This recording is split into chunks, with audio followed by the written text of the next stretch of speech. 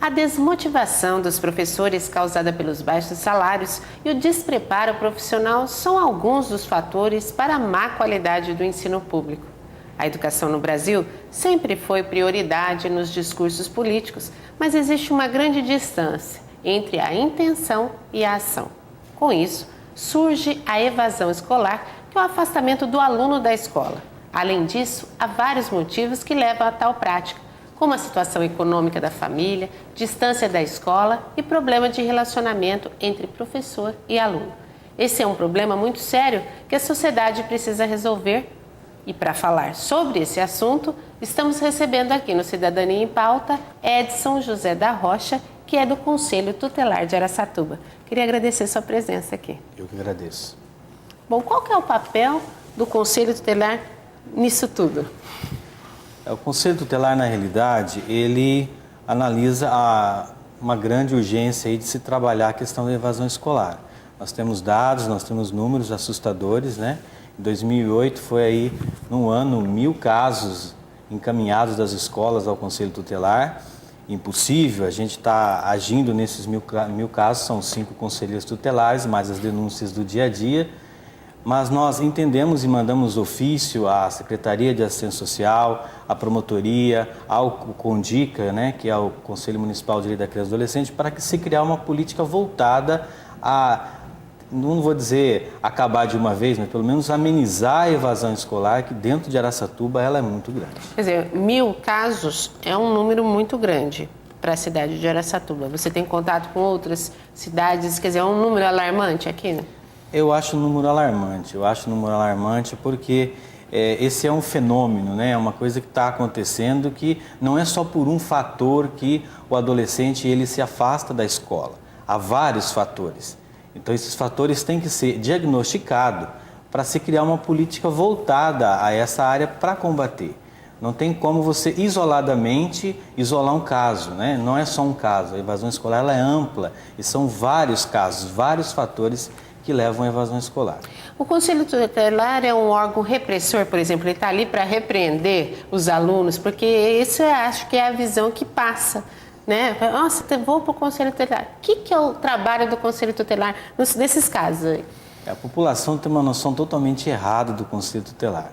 O Conselho Tutelar é um órgão de garantia que zela pela garantia para o cumprimento do direito da criança e do adolescente. Então, ele não é um órgão repressor, ele não é uma polícia de adolescentes. Essa é a visão que se tem muito, né? Do Conselho. E muitas vezes a própria escola, os próprios diretores usam isso, dizendo, olha, se você não andar direito aqui na sala de aula, a gente vai te encaminhar para o Conselho Tutelar. Tem crianças que, infelizmente, sendo acolhidas no Conselho Tutelar com os braços abertos, elas chegam em gritos no Conselho Tutelar porque entende que ali pode ir para um abrigo. Isso não é verdade. Então eu acho que aí há um despreparo de alguns diretores, não vamos citar todos, há diretores fantásticos aí que entendem, né?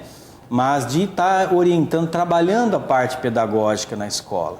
A escola tem o seu papel, a família tem o seu papel e o Conselho Tutelar tem o seu papel. Isso está sendo misturado, isso é um grande problema. Hoje a mãe precisa de uma vaga, ela não vai na diretoria de ensino ou na Secretaria de Educação Municipal, ela vai no Conselho Tutelar. E o Conselho Tutelar não é a porta para a vaga, a porta você pode ter acesso ao seu direito lá na escola. A escola negou, você vai na Secretaria de Educação ou na Diretoria de Ensino. Negou, aí sim o direito foi ferido, foi negado, aí você procura o Conselho Tutelar. Mas hoje a família está transferindo a responsabilidade ou para a escola, para a educação dos seus filhos, ou para o Conselho Tutelar quando não há mais jeito. Ou seja, leva o adolescente no Conselho Tutelar para a gente dar um susto na adolescente para ela poder mudar a conduta. Eu acho que isso é uma falta da posição da família, né, dos responsáveis, a estrutura familiar está comprometida. Hoje o número de divórcios é muito grande. Quando há separação do casal, com certeza sofre a criança vê o pai que foi embora, que dormia junto com ela, não dorme mais. Psicologicamente aquela criança vai ficar muito, muito comprometida, ela vai perder o gosto de estudar, ela vai falar, meu pai não está comigo, então que graça tem a minha Isso tudo família? Reflete, claro, na vida dela, escolar também, né? Na vida escolar. E aí uma criança que começa a ter problema de aprendizagem, tem que se diagnosticar, e o professor é o fator, eu acho que a pessoa principal, porque ele está ali, ó, frente a frente com o aluno, ele vê a mudança de comportamento, ele vê se o aluno tá tímido, se mudou a reação dele na sala de aula, e diagnosticando, sim, ele pode fazer o encaminhamento necessário. E tem muitos, né, que quando há separação, pensa bem, uma criança aí com 6, 7 anos. Porque a criança toma isso como uma rejeição a ela mesma, né? Sim. Não como uma separação dos pais. Isso. Porque muitos pais também acabam sumindo e esquecem dos filhos, né? Sim. Esse fenômeno, estou dizendo para você, essa questão do divórcio, né? Eu acho os pais, eles reconstroem a vida, né? O pai vai casar novamente, mas a criança... Continua sendo filho. Você pode ter ex-sogra, ex-sogro, mas ex-filho você não vai ter. Só que, infelizmente, muitos pais não têm essa visão, tanto pais como mães, né? Há também dos dois lados, sim, não estou fazendo apenas uma... Aqui é mais comum com os pais. Com os pais. Mas as mães também... Há problemas, eu acho que nesse campo aqui de 1000 casos, você deve ter assim, uma gama enorme de casos e casos diferentes, né? Eu noto, eu acho que eu vou em defesa das mães, porque nós participamos de algumas reuniões de pais na escola para a gente palestrar, falar alguma coisa aos pais, né? E eu vejo que muitas vezes também os diretores querem chamar para poder intimidar os pais. O Conselho Tutelar não está para intimidar, o Conselho Tutelar está para ser parceiro na garantia do direito. E nessas reuniões a gente nota o seguinte, dificilmente você vê um pai lá. Então quando há uma separação do casal, o que acontece? A mãe, ela acaba assumindo todas as tarefas. Por quê? Ela tem que manter a questão financeira, porque às vezes a pensão com R$100 ela não consegue nem comprar o Danone das crianças. Ela vai ter que trabalhar fora, ela vai ter que colocar o filho em período integral e ela vai chegar cansada à tarde, ela vai ter que limpar a casa para o outro dia. Então a carga hoje sobre uma mãe é muito grande. Isso é realidade, né? Nós não estamos falando mal dos homens, sim, mas isso é a grande maioria do que acontece em todos os níveis sociais. Mas assim, na população de baixa renda isso parece que acontece mais ainda, né? Porque a questão salarial é menor, quer dizer, quando separa, então a família fica com mais dificuldades financeiras ainda, né? Porque o que era pouco, 2 ficou com um só, né? Porque muitas vezes o pai nem dá a pensão necessária ou dá o mínimo do mínimo possível, né? Eu até quero aproveitar o momento para esclarecer. Quando nós soltamos o resultado do diagnóstico municipal da infância e adolescência em Araçatuba, a mãe foi a maior agente violadora. Eu queria, gente, deixar claro para vocês que eu vou em defesa das mães, né? Na realidade, ela foi por ter o papel duplo. Então, na realidade, a mãe é violada no seu direito e ela acaba violando. Então, na realidade, ela é vítima de todo esse sistema de desestruturação da família. Você falou de violência, né, por parte da mãe, e você falou de repreender, que o Conselho Tutelar não é um órgão repressor, mas ele tem o seu poder. Qual é o poder do Conselho Tutelar? O poder do Conselho Tutelar, na realidade, é requisitar serviço, né, na área da saúde, educação, né, assistência social, principalmente. Nós podemos e temos a atribuição no artigo 136 de requisitar o serviço. Então, de repente, uma mãe vai lá no pronto-socorro ou no posto de saúde, posto de atendimento ambulatorial, né? E necessita fazer uma cirurgia com urgência na criança, ou a criança está com pneumonia e o médico não quer fazer internação. Foi negado a ela o direito ao acesso à saúde. Aí o Conselho Tutelar tem poder, sim, para requisitar e, caso não for atendido pela Secretaria de Saúde, está encaminhando a promotoria para que a própria promotoria venha pedir uma determinação judicial e causar responsabilidade aí aos responsáveis, que na realidade é uma omissão de socorro. Bom, voltando um pouquinho ao assunto da evasão escolar, o que está sendo feito, o que o Conselho está fazendo para resolver esse problema? A primeira coisa é diagnosticar o fator todo. Por que acontece, né? Família, escola, né? A escola está sendo atrativa ou não, o que precisa mudar na escola, os alunos estão sendo respeitados ou estão desrespeitando os seus professores, eles estão tendo problema na educação em casa. Então todo esse fenômeno tem que ser estudado para que a política seja direcionada.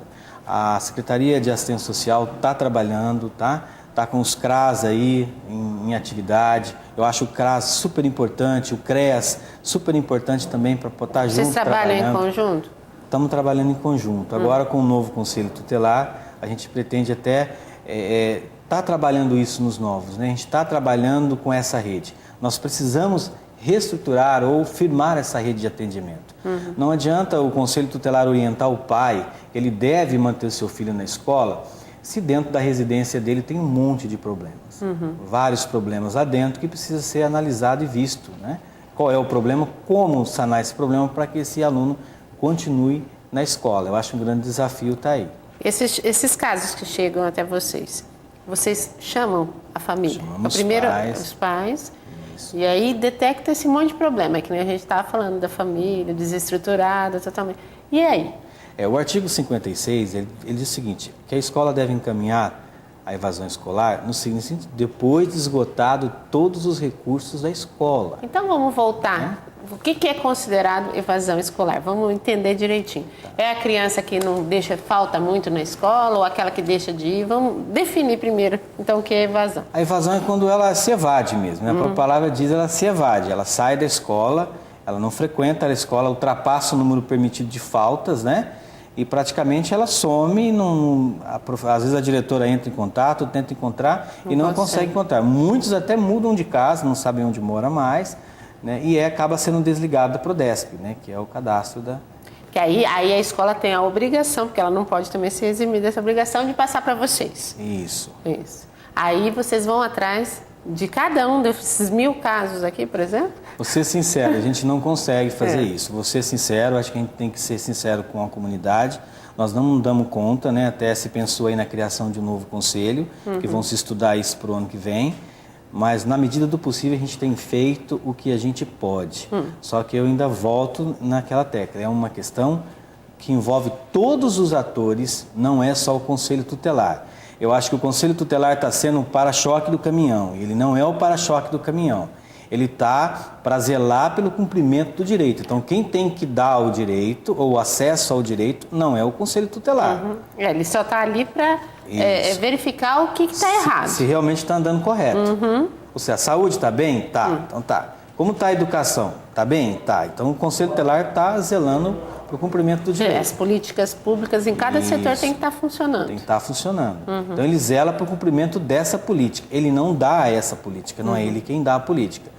Então tem que haver, a comunidade tem que entender que o Conselho Tutelar, ele não Por exemplo, vamos termos práticos. Tá uma família desestruturada, você ficou sabendo que aquela criança não está indo na escola porque a mãe não está tendo tempo de cuidar, de ver que ele está indo para a escola, ele está desestimulado porque houve uma separação dentro de casa.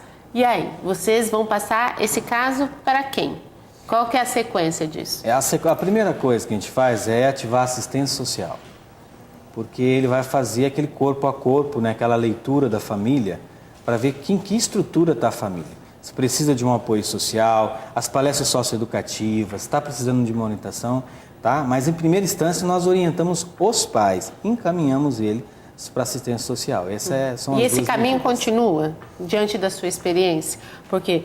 Tudo bem, você vai detectar o problema, aí você vai passar para frente. Mas isso tem uma sequência? Isso funciona? Olha, na realidade nós temos dificuldades na rede, né? Vamos ser sinceros, nós estamos aí, a nova administração está com vontade, está trabalhando bastante para estruturar essa rede. Eu acredito que a gente vai conseguir chegar lá, mas a princípio, quando a gente encaminha para um atendimento psicológico, por exemplo, né?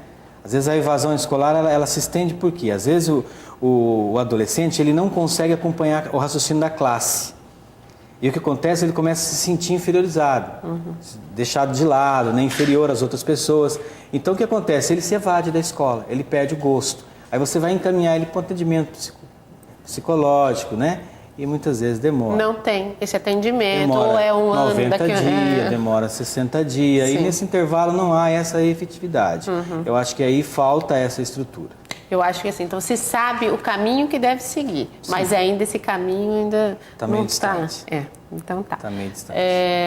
Questão da escola, agora propriamente dita, não é uma questão da família, que a família está caminhando bem.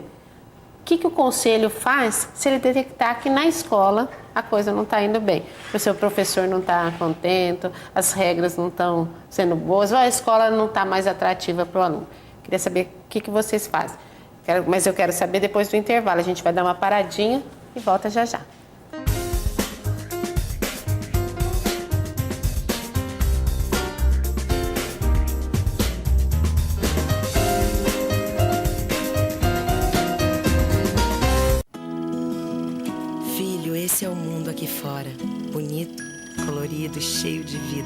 sei exatamente quando você vai chegar, mas eu sei que tudo vai acontecer naturalmente. E eu estarei contigo e farei o melhor com toda a segurança. Eu tô pronta para sua chegada. Toda mulher está. É natural. Assim como é natural o amor que eu já sinto por você. Parto normal. Deixe a vida acontecer naturalmente. Ministério da Saúde. Brasil, um país de todos.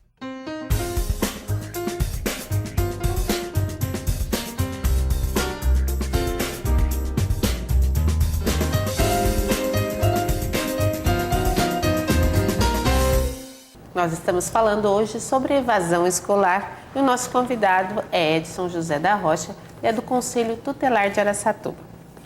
Bom, quais são os principais problemas que acontecem dentro da escola?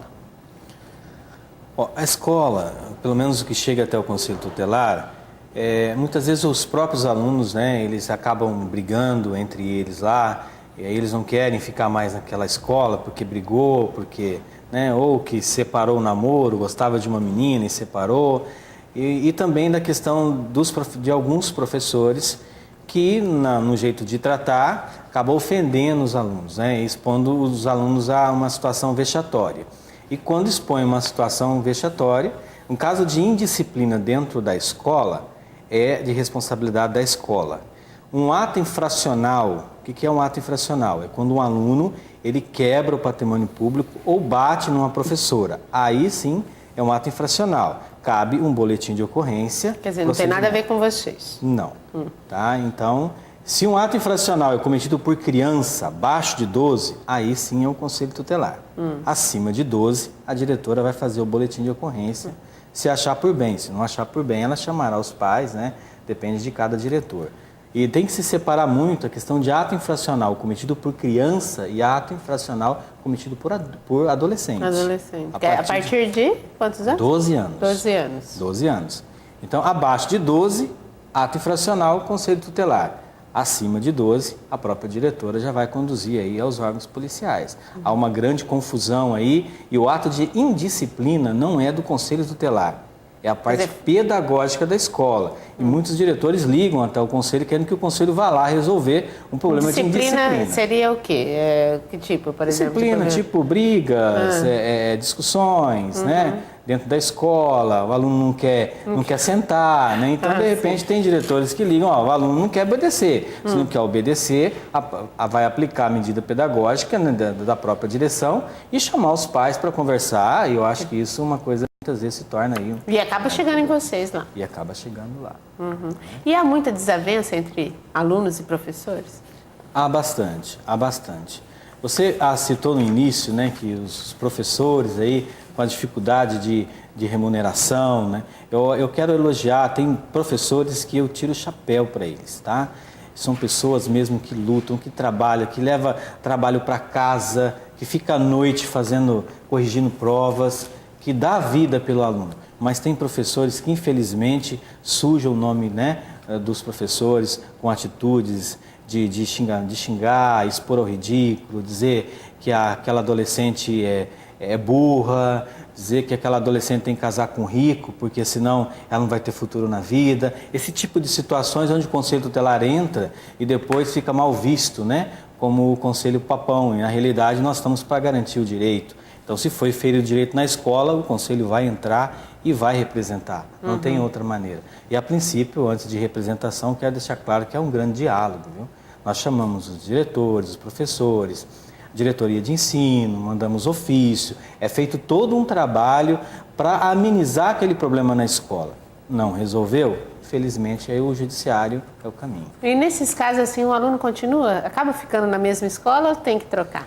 Às vezes tem que trocar, porque não tem mais clima, Porque geralmente o professor é efetivo, ele cria aquela confusão, é complicado, confusão, a diretoria, aí demora, porque tem que criar um processo administrativo, tem um contraditório, a ampla defesa, aí vai se Quem vai a estender. favor do aluno? Por exemplo, o professor, claro, vai ter os colegas de trabalho, acaba tendo esse lado. E a favor do aluno é o Conselho Tutelar, então? É o Conselho Tutelar. Os pais e o Conselho Tutelar.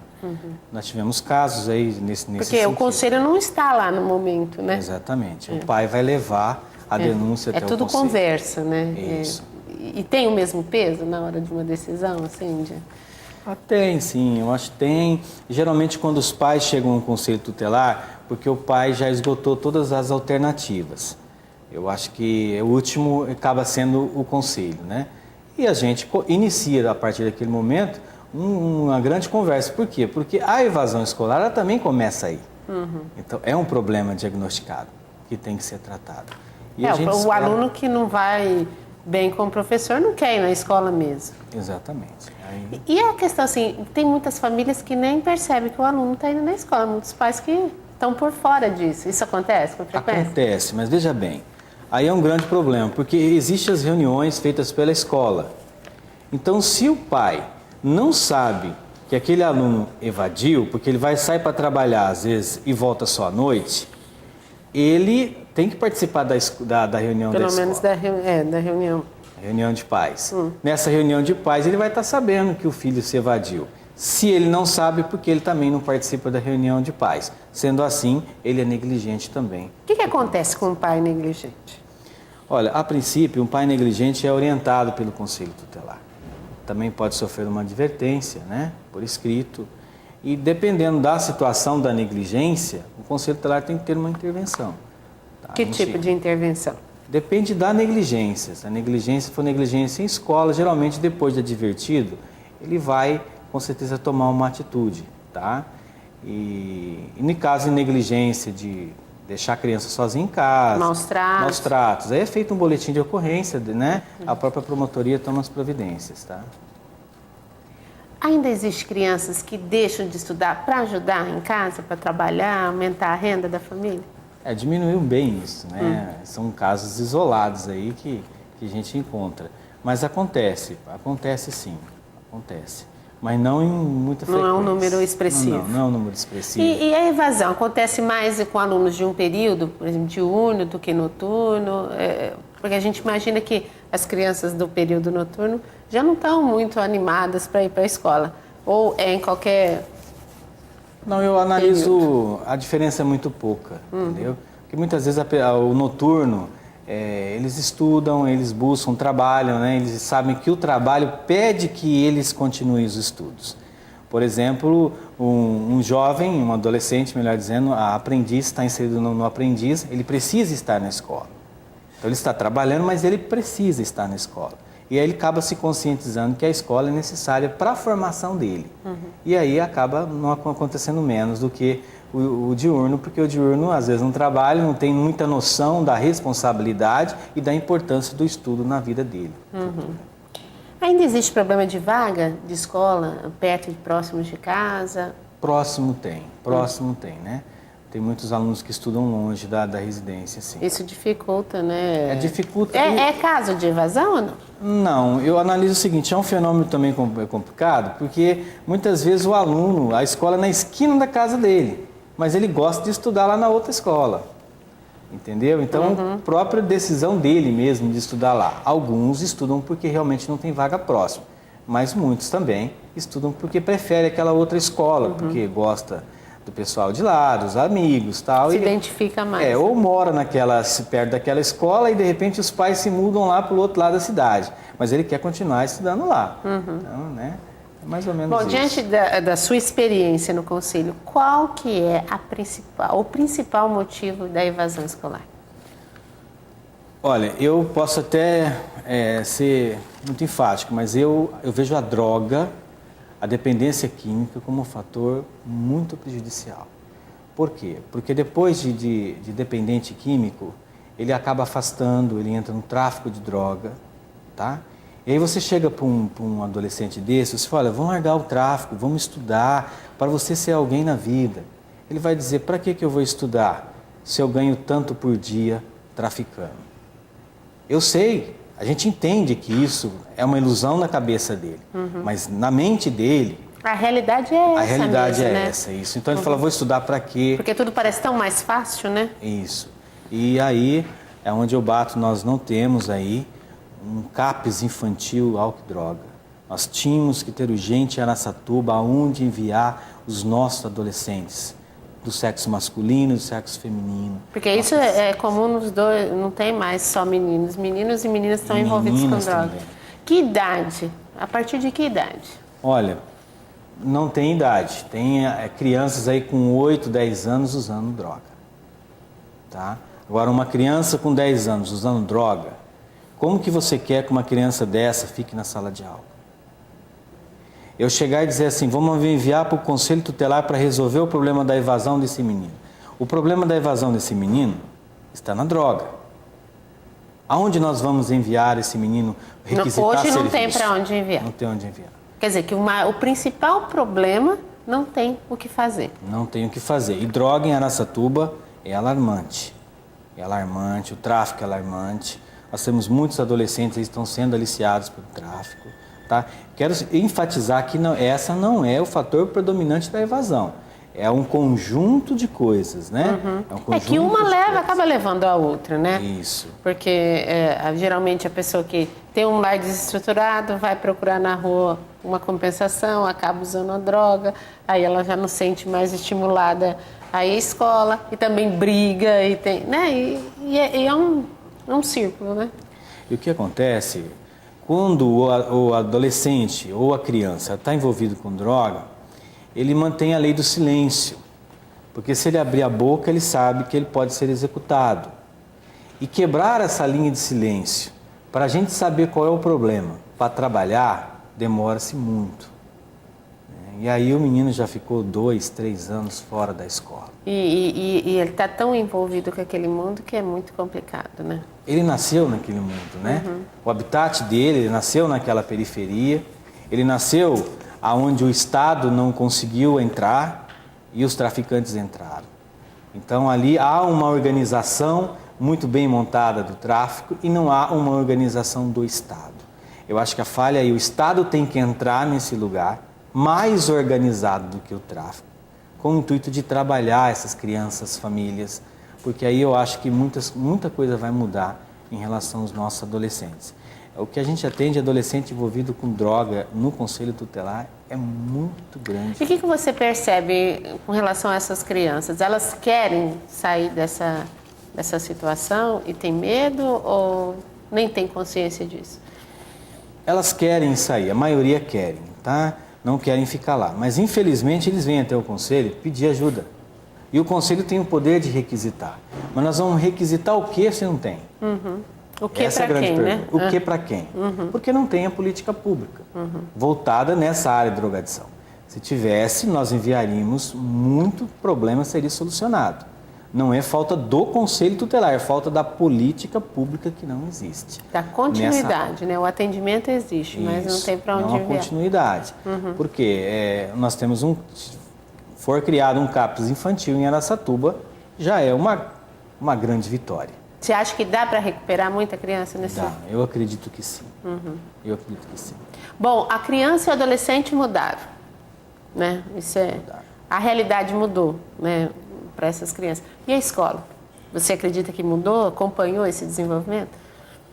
Eu acho que não. Eu acho que a escola ainda ficou naquele padrão antigo, né? Muitos professores estão se atualizando, diretores estão se atualizando, né? Eles estão vindo... Por conta própria. Mas a estrutura do Estado, não. A estrutura do Estado ainda eu acho que é a estrutura antiga, tá? Os professores não. Eles estão lendo, estão participando de conferências, palestras, eles estão atualizados e eles precisam estar atualizados porque senão eles não conseguem falar a linguagem dos adolescentes de hoje, porque eles são muito inteligentes, têm acesso à informação e não é qualquer coisa que eles vão engolindo. Então, hoje eles sabem exigir as coisas, buscar o direito. Se você chegar e falar de qualquer coisa, eles falam, tá no ECA, eu tenho direito. Então, eles têm noção do direito.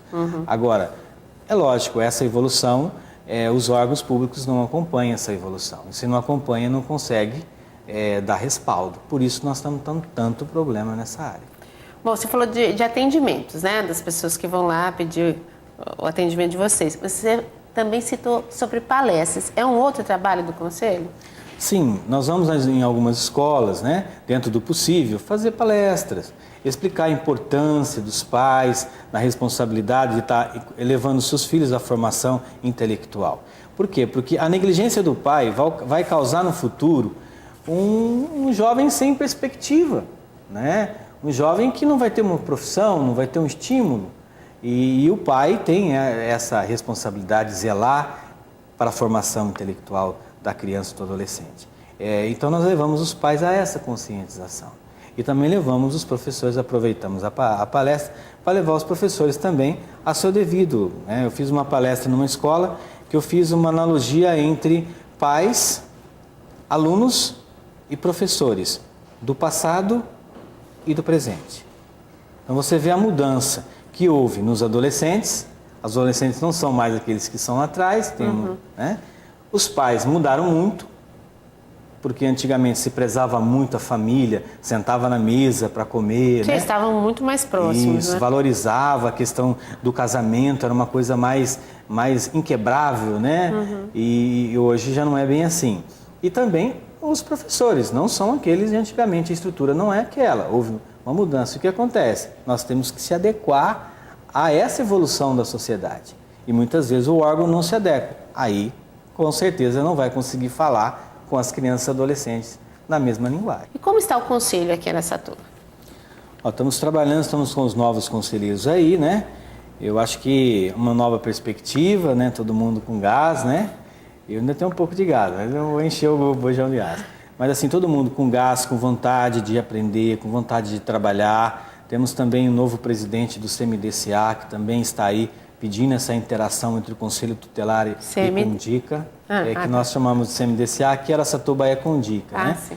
E ele está com todo esse gás, querendo fazer a interação entre o Conselho. Eu acho isso muito louvável e acredito que a gente vai ter sucesso nas medidas. Eu desejo isso para vocês. Bom, diante dessa experiência aí, vendo tantos problemas, você acredita num futuro melhor? Você acha que há possibilidade para essas crianças e adolescentes?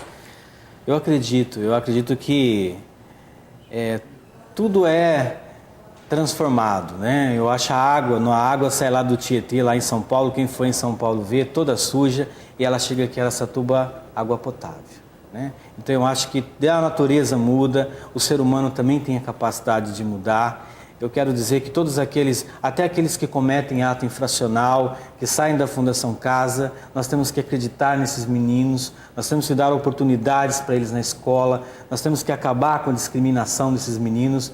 Eles são frutos de uma sociedade, muitas vezes com tantos problemas, eles são seres humanos, eles precisam de chance, a sociedade tem que abraçar esses meninos e a escola tem que abraçar esses meninos. Eu acho que tem sim, nós podemos mudar, todos os órgãos trabalhando e nós acreditamos que Deus, Ele nos fez assim, né? Com a capacidade de mudar. Quando eu falo com o adolescente, chega no Conselho Tutelar, que está apaixonada por um rapaz e terminou o namoro e chega lá chorando, eu digo, olha, nós temos a capacidade de amar, nós não nascemos amando uma pessoa, nós temos a capacidade de amar, então você vai amar outra pessoa. E eu uso essa frase para dizer isso, terminar assim. Eu acredito que nós temos a capacidade também de amar e também de mudar. Por isso eu acredito nos órgãos públicos, eu acho que tem condição de chegar lá, acredito no Conselho Tutelar, acredito no Condica, acredito nos adolescentes e acredito nas crianças e acredito nos pais. Eu acho que os pais, por mais lutam, amam seus filhos e eu tenho certeza que vocês vão conseguir. Ok. Obrigada por esse otimismo, né? Que você tenha muito sucesso no seu trabalho, que é muito importante. Agradeço. Eu agradeço você aí de casa que ficou com a gente até agora. Eu espero você no próximo programa.